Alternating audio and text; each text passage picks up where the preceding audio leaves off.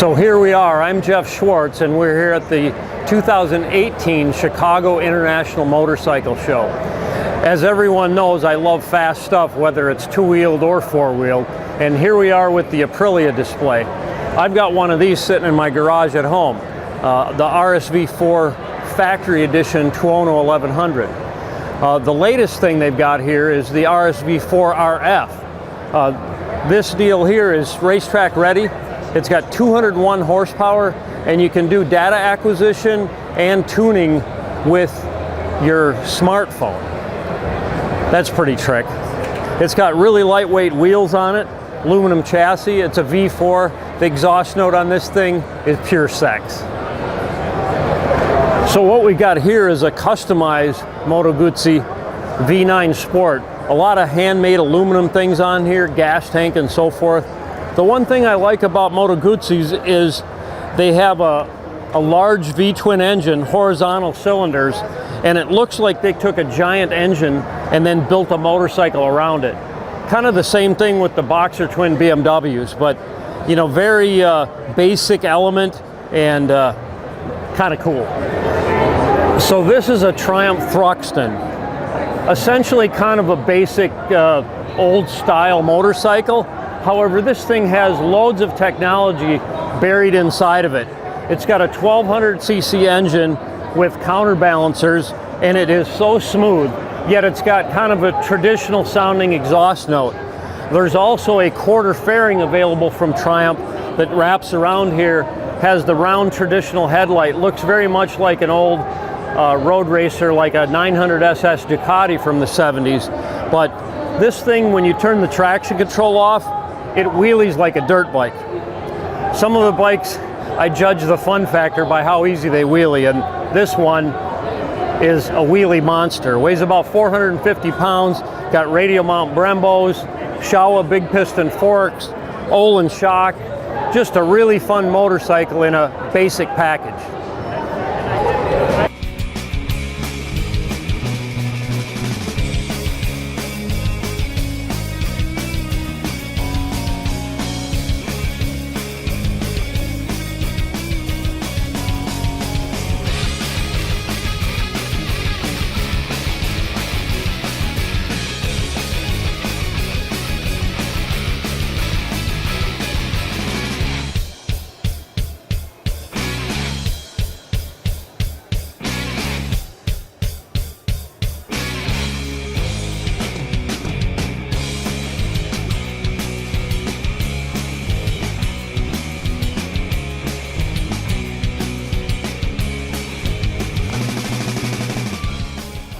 So BMW, they pulled out all the stops on this one. This is the HP4 race version of the S1000RR. It's all carbon fiber. It's got the AMA mandated brake lever guard there. The entire chassis is carbon fiber. Not only does it have carbon fiber wheels and pipe and bodywork, but the entire chassis is made out of carbon fiber. All that comes at a price though, $78,000. And it's not really street legal. I suppose you might get away with it, but there's no headlights on it, but it's got everything set up for race use. It's got, you know, the engine covers that are braced, so if you crash, it doesn't break the cover open. It's got quick change stuff on the rear swing arm. It's got, you know, carbon fiber tabs to hold the rear race stand, and it's got a quick shifter, electronic up and down shifting. It's got adjustable levers and adjustable foot pegs. You can even adjust the shift lever for how big your foot is. How cool is that? And it's got all the latest electronic gadgetry on it. You can power slide this thing, back it into a corner, do all kinds of crazy stuff, and it'll save your butt. Well, what we've got here is the basic version of the S1000RR. It also has some carbon bits on it. I guess this is more the middle of the road model. So it still has the same type of chassis, but you can see here it's a black anodized aluminum instead of the carbon fiber. Still a great piece. This one's got some accessories on it, and this one is about 20 plus grand, 23 grand, something like that. So a lot cheaper than the $78,000, but a great value, 199 horsepower. The BMW R9T. They have a whole range of these R9Ts of various different configurations. This one here is called the racer version. It doesn't have the fancy inverted fork that some of the other models has, but it still has a Brembo manufactured front brake. It's got more of a leaned over riding position like this. But like I was saying earlier about the Moto Guzzi, it's got this giant horizontal opposed twin cylinder engine that looks like they took a giant engine and wrapped a motorcycle around the engine. So the styling element is this big engine with the cylinders hanging out the side. Yeah, this thing is fuel injected. It's got all the latest traction control, anti-wheelie stuff, which I always turn off. This is 110 horsepower and it's got 70-some foot-pounds of torque. The R9T Racer, quite a phenomenal machine.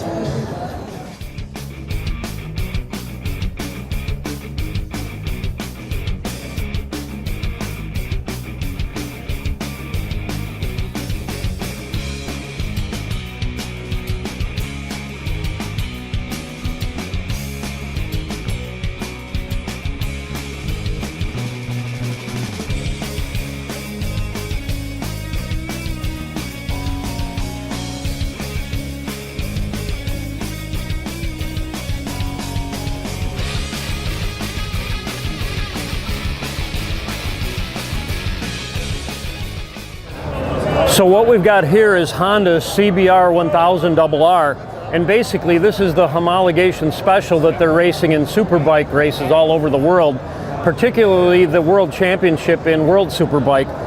It's got the HRC decals and the racing colors on it. It's even got Olin suspension and the forged wheels. They look really good in gold. Gold wheels are in, by the way. Anyway, a great machine, electronic suspension, traction control, all the latest goodies. If you crash one of these, you're really a squid. Ready? It kind of looks like that 1000cc bike that I was just sitting on. However, this is the Honda CBR 300R. It looks just like the big bikes, but this is entry level. This is a common theme throughout the industry now, is they actually style the bike and make it like a full-size bike so a guy like me that's 6'1" can fit comfortably on it. And those that are a little shorter in inseam, possibly entry-level riders and such, can fit on this thing and have some experience with a sport bike that handles well and stops well without spending a lot of dough. Only $44.95 for this thing. Pretty good deal. So here I am with Greg from MCC, and we're in the KTM booth. And my first impression here is, where the heck are the dirt bikes? Right behind us. Okay. Well, that's the answer then. Okay, they're behind me. Right. They only brought one this year.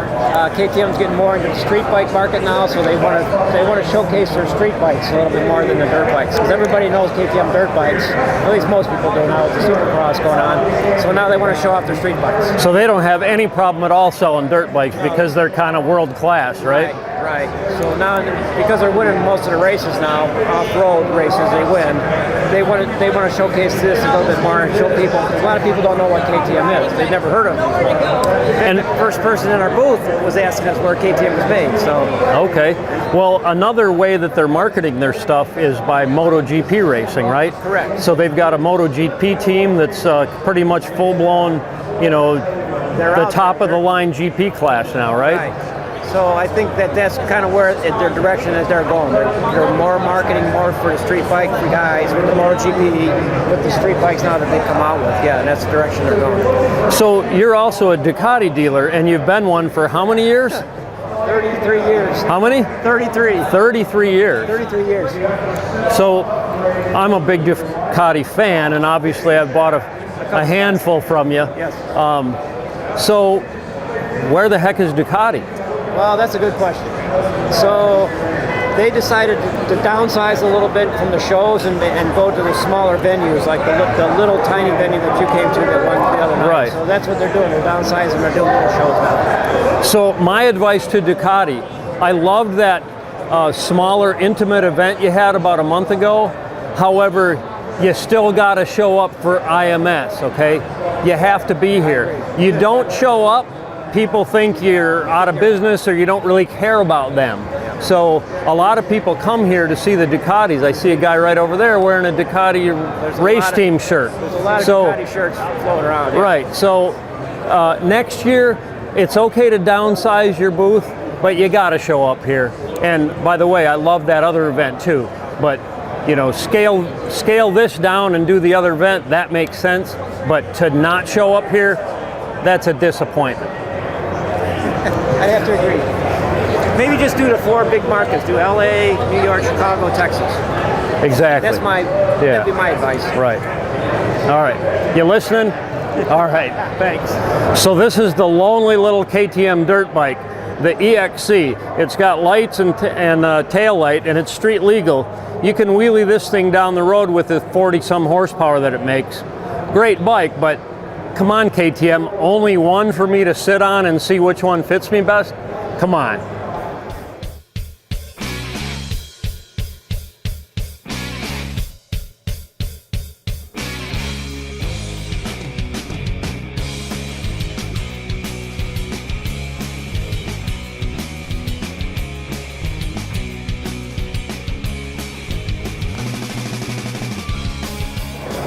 So earlier we were looking at entry-level bikes, and here's another one.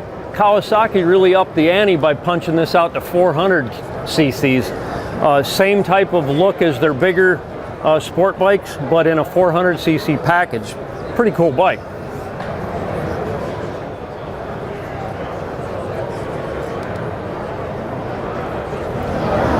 So a lot of guys of my era grew up riding Honda Mini Trail 50s and CT 70s. Well, Kawasaki's got this little bike, and this is a 125. How cool is that? But I got a rumor that Honda's coming out with a 125 also, so be on the lookout. But Kawasaki beat him to the punch. Cool little 125. So you don't get to see one of these every day, let alone sit on one. This is the Kawasaki H2R, a $55,000 motorcycle. It's got an excess of 250 horsepower. What a monster. They've even got wings off the front here, carbon fiber, to keep it on the ground, to give it downforce. This is a crazy bike. I'd love to ride it.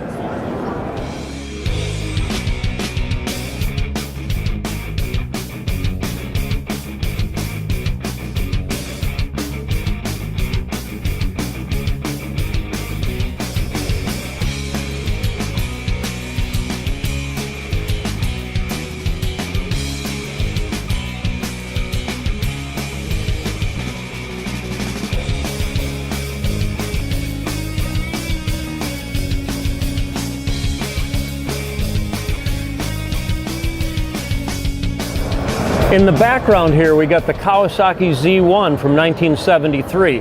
And what I'm sitting next to here is the new Kawasaki 900, the Z900 RS.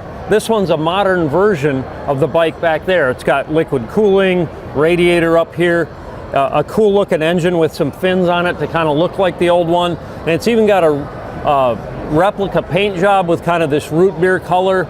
A much updated version, mind you, but it has the flavor of the original, and I think they hit the money right on the mark here.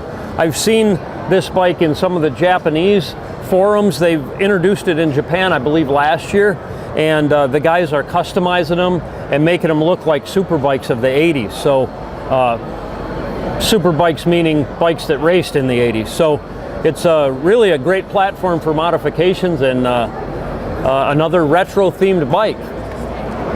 In World Superbike, the most highly competitive series in the world, Kawasaki's been kicking ass and taking names. They've won the last 3 seasons in World Superbike in a row. It used to be Aprilia was the top dog, but the boys at Kawasaki have really stepped up their game. Anyway, this is their championship winning bike. Quite a machine. So a lot of car and bike manufacturers are going to this machinery gray color and satin colors. I'm not a big fan of machinery gray. It just looks kind of dull and like a piece of industrial equipment. This Kawasaki ZX14R is quite a machine. It's a great two-up bike, you like touring but you want a little extra zip, this is the bike for you. I love this bike.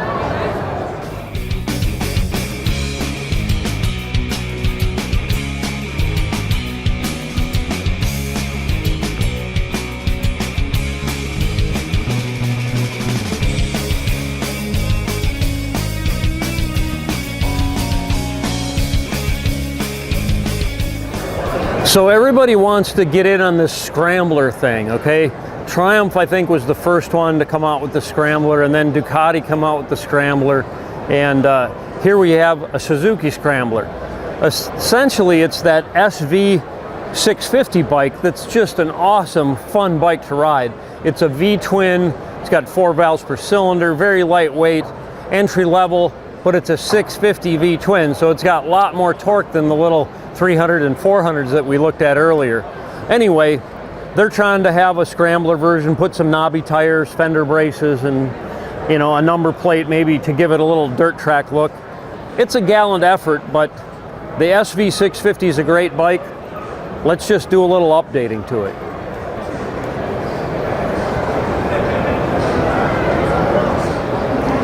So here we are at the Suzuki booth, and they win first and second place in the Moto America Superbike Series. A clean sweep, first and second. But where's your championship bike? I want to see it. It's not here. We just get stuck with the garden variety Gixxer 1000 that any of us could buy that has 12,000 bucks in the bank. Anyway, I want to see these in person next year, Suzuki. You win a championship, show us the hardware. So I was actually going to skip over the Yamaha booth because there's really nothing here that interests me anymore. But then I spot this thing from a distance. This thing is really cool. Pretty much everything Yamaha's doing this day doesn't appeal to my taste. They've got a brand new touring bike that's a great machine, but Yamaha, make some stuff like this, and you'll appeal to the demographics like me that actually buy lots of motorcycles. Suzuki, you win a championship, basically sweep first and second, and you don't bring a race bike. Yamaha finishes like just inside the top 10 in MotoGP, and they bring Rossi's bike here. So we get to see the hardware.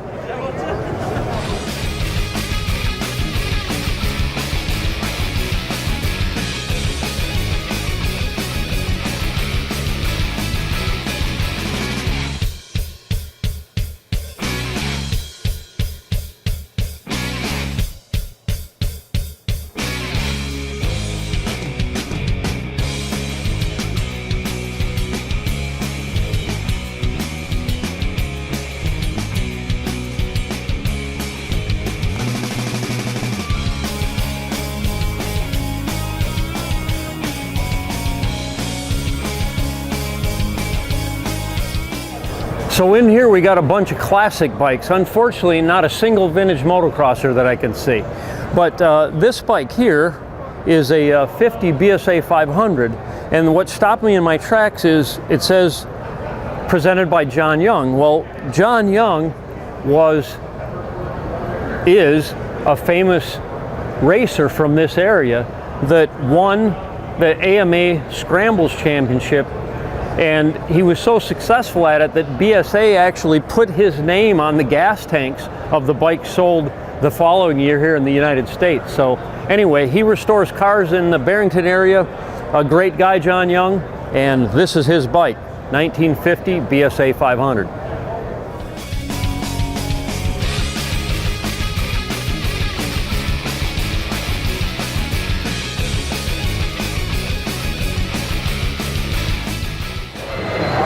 So this is a really cool looking Indian Scout. It's like an FTR that's been radically customized, and it looks like it's even got like a handmade frame, kind of like a dirt track-esque bike. But anyway, just a great looking machine. However, I'm a little puzzled why they didn't wash it before it came in here. I guess they're trying to really make you think that it really is a dirt track machine. But anyway, it's a nice looking bike, and good job on it, Indian. So there's a lot of cool stuff here. There's even a stunt show going on, and this goes on all the way through Sunday. So Really a lot of fun here at the International Motorcycle Show in Chicago. That's all for now. Thanks for watching.